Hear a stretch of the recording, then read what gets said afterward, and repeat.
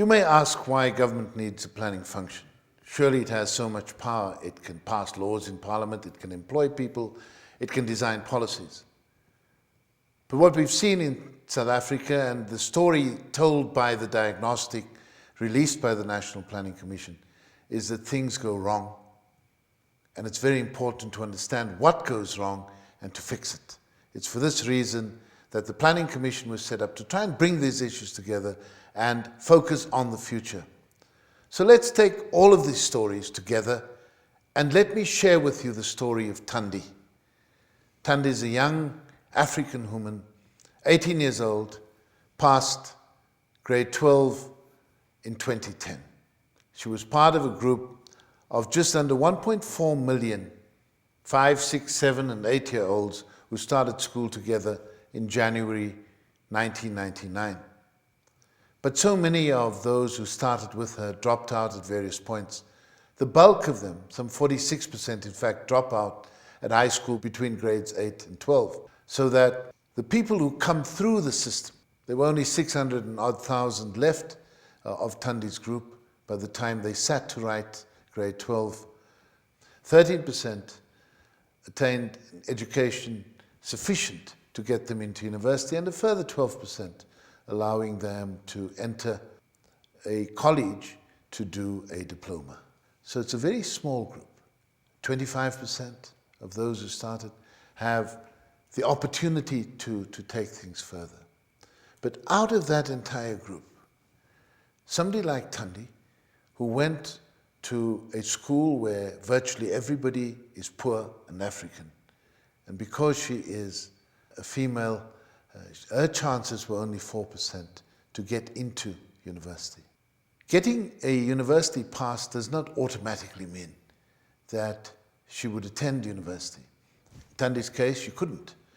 Financial and other reasons compelled her to remain at home and look for a job. In the first year, 2011, there was only a 13% chance that she would get a job. In fact, if one were to project this over the first 5 years after school, there's only a 1 in 4 chance that she would get a job. And once she has a job, of earning an income above the median of 4,000 Rand a month is down to a mere 2%. 1 in 50 of people who leave school will earn more than 4,000 Rand a month in the first 5 years after school. She's likely to get a bit of piecework here and there. It may last a few weeks in one case, a few months in another case. But for that period, and for, in fact, all of her working life, it's unlikely that she will earn above the poverty line of 418 Rand a month. So this means for all of her childbearing years, she will be trapped in poverty. Her children will be born in poverty. The cycle of poverty will continue. In fact, ironically, the first time that she's likely to break through the poverty barrier would be when she turns 60 and then gets a state old age pension.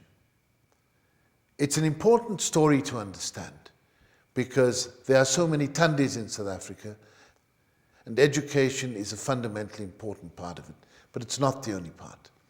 Access to healthcare, access to community services, whether this be water, electricity, sanitation, or broadband, access to public transport, whether there's a library in the community or not. All of these are fundamentally important parts of trying to improve on the lives of people in South Africa. And it's in understanding the story of Thandi that we can bring all of these issues together, bring them home, and ensure that the country can focus attention on every aspect of what needs to be done. We need coordinated and focused implementation. This will only happen if there's leadership within the country, within the province, within the village, within the school, within Thandi's peers. Everything needs to come together. We must ensure that leadership is interested, focused, and determined to drive the changes together. This is what brings planning into play that makes it so important in South Africa now. The national plan has to attack the blight of poverty and exclusion and nurture economic growth at one and the same time. This will create a virtuous cycle of expanding opportunities, building of capabilities, reducing poverty, all of it involving communities in their own development and leading to rising living standards. Such a virtuous cycle requires agreement across society about the contribution and sacrifices of all sectors and interests.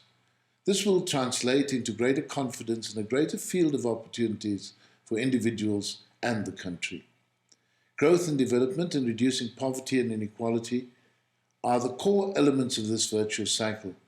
Strong leadership throughout society, national consensus, social cohesion, and a capable state are its key enablers. For the virtuous cycle to work, you don't only need government, you need everybody. And the success of whether it's working is in the lives of the millions of people who, like Thandi, face the struggle to improve on the quality of their lives. That is the change that the plan must bring. That is the new form of accountability. That is the shift from where we've been to something new. It's a new story about South Africa, one that we will build together. Thank you very much for your interest in the life of Thandi.